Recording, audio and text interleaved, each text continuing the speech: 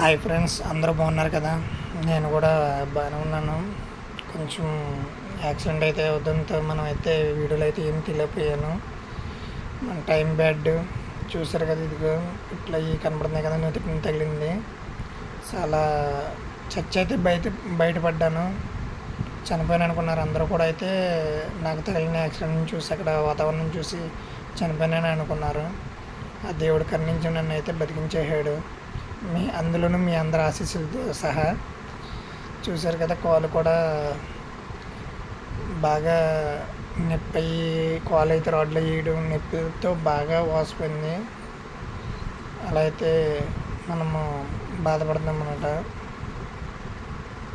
కానీ ఏం చేస్తాం, మనకి ఇప్పుడు పనుల టైంలో, మంచి పనుల టైంలో అయితే మనకి కాల్ అయితే నడిపోయింది.